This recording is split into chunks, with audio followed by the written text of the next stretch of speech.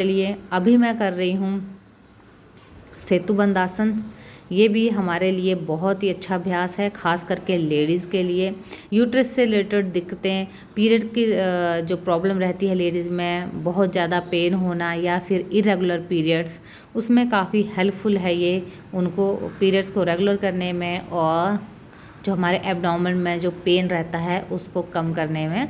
1 month तक continue करेंगे तो इसके रिज़ल्ट बहुत अच्छे से आपको दिख जाएंगे। तो कीजिएगा इस अभ्यास को, साथ में आपको करना है इसके साथ साथ कपालभाति भी।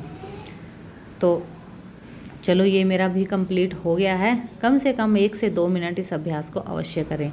और देखिए पीठ दर्द को दूर करने के लिए ये वाला अभ्यास भी बहुत ही अच्छा है। इस तरह से हमें कम से कम 20 to 30 टाइम्स अपना ये एक्सरसाइज करना है। तो जो भी कर सकें, जिनको डिस्क की प्रॉब्लम नहीं है या फिर कोई मेजर मतलब इशू नहीं है करने से, वो ही इस अभ्यास को करें। बाकी जिनको डिस्क की प्रॉब्लम है या जिनको सर्वाइकल की दिक्कत है वो इस अभ्यास को रहने दें, और बहुत अल्टरनेट होते हैं। और अब मैं करूँगी सर्वांगासन। तो सर्वांगासन ये जो मैं कर रही हूँ बहुत ही अच्छा अभ्यास है थायराइड की प्रॉब्लम से मतलब छुटकारा पाने के लिए। सर्वांगासन और हलासन, ये दोनों ही अभ्यास बहुत अच्छे हैं। तो जिनको भी थायराइड, हाइपर थायराइड है या हाइपोथायराइड है, जिस तरह का भी है, ये 2 अभ्यास अवश्य करें। और अब मैं कर रही हूँ नौकासन। तो नौकासन भी जिनको कुछ भी खाने से पेट में ब्लॉटिंग एकदम से हो जाती है, फूला फूला सा पेट लगता है, तो उनके लिए ना हर दिन नौका अभ्यास अवश्य करना चाहिए उनको। और ये बहुत ही फ़ायदेमंद है ब्लॉटिंग को कम करने के लिए नौकासन।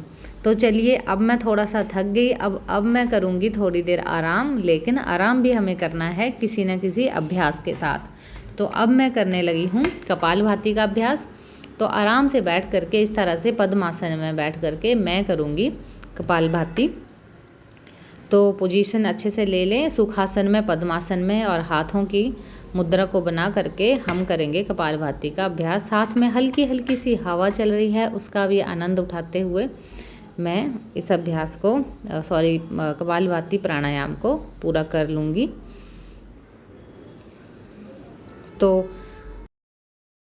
योग में ही एक ऐसा रास्ता है जिसको हम आराम करते करते भी कुछ ना कुछ प्राणायाम अभ्यास कर सकते हैं। तो देखिए अभी मेरा पूरा आराम हो रहा है, साथ में हो रही है कपालभाति। और अब मैं करूँगी अनुलोम विलोम का अभ्यास।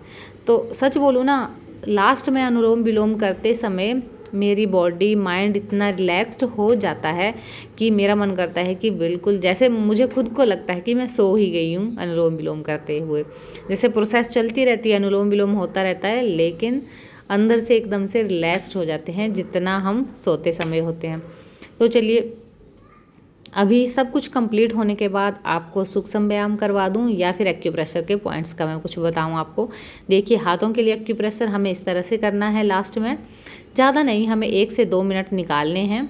इस तरह से आप करेंगे तो ये हमारे बालों के लिए बहुत ही अच्छा है एक्यूप्रेशर।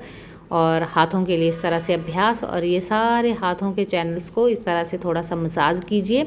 जिनको अर्थराइटिस की दिक्कत है उनको तो ये अभ्यास दिन में कभी भी करते रहना चाहिए, और जिनको दिक्कत नहीं है, अर्थराइटिस वगैरह कुछ नहीं है, उनको भी एक्सरसाइज करने के बाद इस तरह से थोड़ा सा सूक्ष्म व्यायाम हाथों के लिए अवश्य ही करना चाहिए। तो छोटी छोटी सी ये बातें होती हैं, इनको याद रखें और अपने डे टू डे लाइफ में इनको अप्लाई करें। 1 मिनट लगा करके लास्ट में अपने हाथों के एक्यूप्रेशर पॉइंट्स को दबा लिया कीजिए। तो जिनको कोई प्रॉब्लम है वो उन पॉइंट्स को दबाएं, और जिनको कोई प्रॉब्लम नहीं है तो एक्सरसाइज करने के बाद पूरे ही हाथों के और इस बाजुओं के इस तरह से पॉइंट्स को दबा लें। चलो कैसी लगी आपको मेरी वीडियो ज़रूर बताएं, लाइक करें, शेयर करें, सब्सक्राइब करें मेरे चैनल को जिसने भी अभी तक नहीं किया है, और जुड़े रहें मेरे साथ। Bye bye, take care, stay healthy.